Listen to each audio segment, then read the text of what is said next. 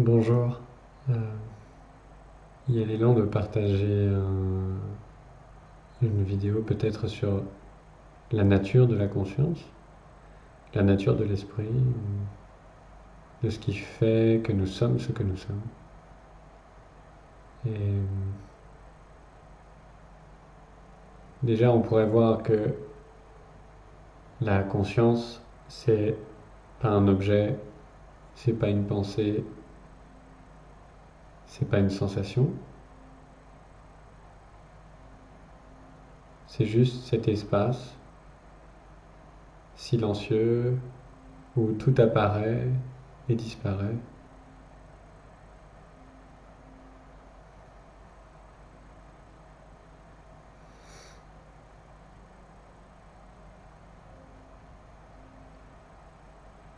C'est pas non plus quelque chose qui peut être trouvé. C'est infiniment présent, c'est déjà là. Donc c'est pas quelque chose qu'on peut obtenir. C'est déjà spontanément, de manière innée, de manière fluide. Cette ouverture qui est déjà là. Donc il n'y a pas besoin de se préoccuper de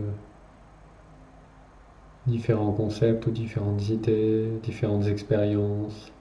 Il n'y a pas besoin de faire appel à la mémoire en fait, parce que tout ce que l'on croit être, la conscience le connaît, mais elle n'en dépend jamais. C'est déjà libre par nature.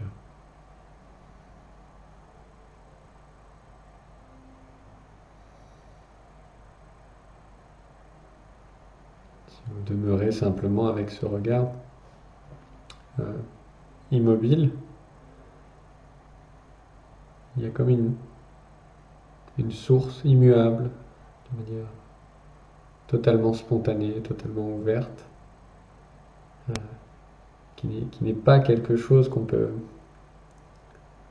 posséder ou créer en fait. C'est déjà là. Donc, cette nature, c'est comme souvent la métaphore d'un ciel vaste et infini en fait, qui qui change pas, qu'il y ait des nuages ou pas, des arcs-en-ciel ou pas. Cette nature-là, elle demeure toujours ouverte, spacieuse, elle laisse tranquillement tout se dérouler, donc quelles que soient les expériences, en fait, les émotions, les pensées, tout ce qui peut se vivre, en réalité, c'est simplement quelque chose qui surgit et, et disparaît. C'est momentané, c'est évanescent, comme une bulle qui serait dans l'air et qui tout d'un coup éclate, en fait. L'espace qui était à l'intérieur de la bulle et l'espace à l'extérieur de la bulle ne font aucune différence, c'est que de l'espace. Donc c'est pour ça que, d'une certaine manière, en prenant la métaphore du ciel, c'est intéressant parce que le ciel, c'est pas quelque chose qu'on peut voir. Pourtant, c'est à l'inverse plutôt ce qui permet à tout d'être vu.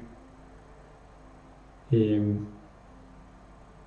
donc, il n'y a pas de raison de vouloir l'agripper ou le maintenir ou le saisir non plus. De se dire, ah oui, il faut tout le temps que je sois conscient de cet espace. Mais non, cet espace est de toute façon tout le temps là. Donc ça ne va pas changer grand-chose. Donc, euh, c'est ce par quoi on connaît le monde, c'est ce par quoi on se connaît soi-même. C'est comme une sorte d'arrière-plan silencieux en fait. Euh, on pourrait dire que c'est en amont des expériences, mais en même temps c'est complètement dans l'expérience. Cet arrière-plan est en fait aussi au premier plan. Sans cet arrière-plan silencieux, sans ce qui est là, il n'y a même pas d'expérience. L'expérience elle-même se manifeste en tant qu'essence de ce silence, de cet arrière-plan, si on pourrait dire.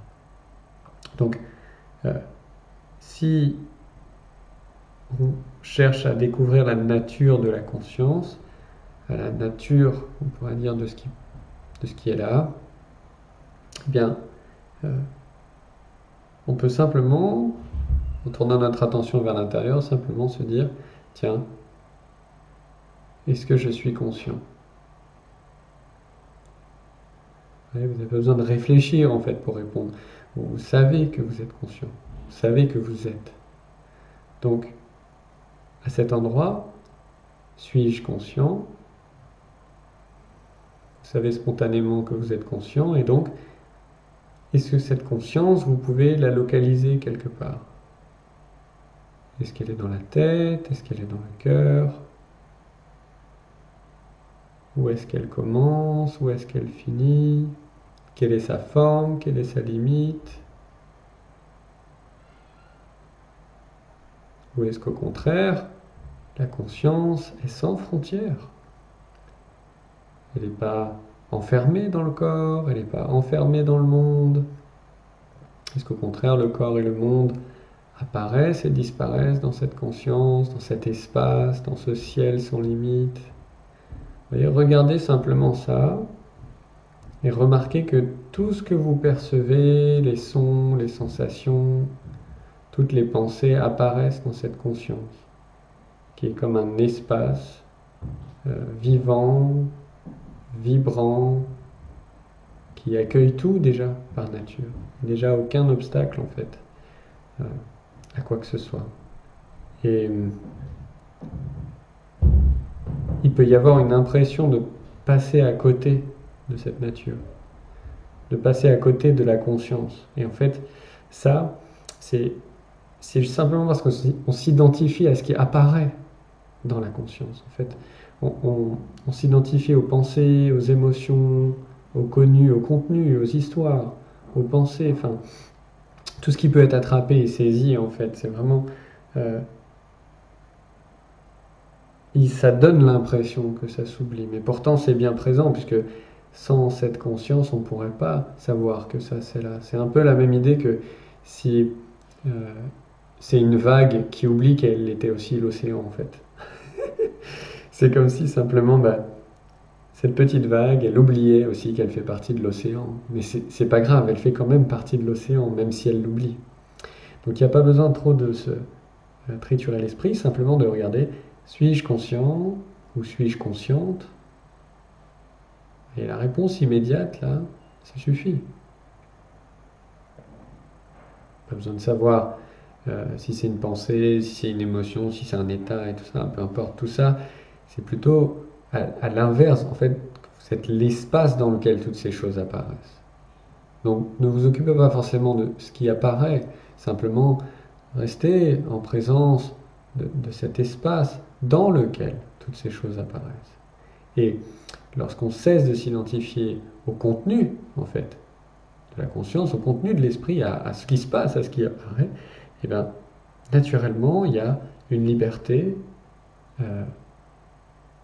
incroyable. Oui, c'est cette notion de maintenant, ce maintenant sans histoire, et ce maintenant sans effort. Donc c'est pas une paix, la découverte de la nature de la conscience, c'est pas une paix qui est liée à ce qui arrive dans la vie. C'est une paix inconditionnelle. C'est une paix qui vraiment est sans cause, on pourrait dire. Vraiment quelque chose qui est sans comment ni pourquoi. Donc, en étant sans comment ni pourquoi, il y a une grande liberté, naturellement. Il n'y a pas une question de ma conscience, sa conscience, votre conscience. L'idée de séparation, elle devient complètement illusoire. En fait, c'est pas la séparation. En fait, elle concerne que le contenu. Voilà. Mais l'arrière-plan, si on parle d'arrière-plan, hein, c'est un peu pour séparer le truc. C'est pas séparé, mais c'est pour faire un petit peu une invitation à l'explorer. Cet arrière-plan, en fait, c'est le même pour tout. C'est le même pour tout. Donc, il y a cet océan infini et différentes vagues qui dansent à la surface. Mais c'est pas séparable. Il y a cet espace totalement ouvert et différents nuages, différents arcs-en-ciel, différentes choses qui semblent apparaître. Mais c'est pas séparé, vous voyez?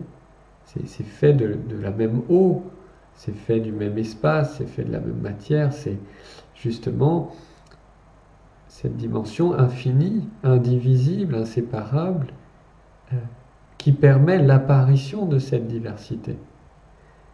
Donc là où on voit deux, il y a en fait déjà un. Et c'est ce repos que ça vient apporter.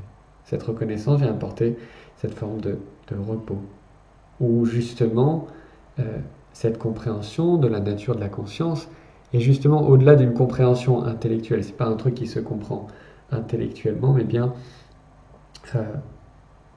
qu'il est vu que c'est pas quelque chose à chercher loin. En fait, c'est vraiment ce qui est déjà là, ici et maintenant. Oui. Juste ce qui est là, ici et maintenant. Suis-je conscient? Il n'y a pas de centre particulier. On peut être conscient de quelque chose d'imaginaire, on peut être conscient d'une mémoire, d'un souvenir, on peut être conscient du futur, d'envisager les choses à venir, on peut être conscient de juste ce qui est là, on peut être conscient du corps, on peut être conscient du moi, qui a l'impression que quelqu'un est conscient, mais en fait tout ça a lieu dans le même espace. Donc naturellement, lorsqu'on comprend que c'est ce qui est déjà là, ici et maintenant, ça devient beaucoup plus simple. Ça devient comme une sorte de base fondamentale en fait à toutes les expériences. Ça devient la saveur de tous les phénomènes. Ça devient le goût de tous les concepts qui pourraient émerger.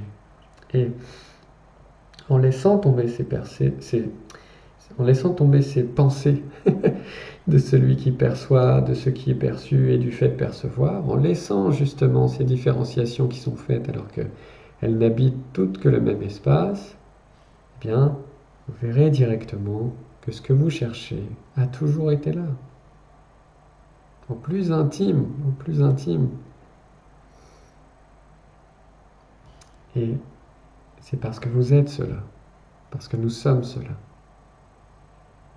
Conscience pure, sans limite et intemporelle. Merci.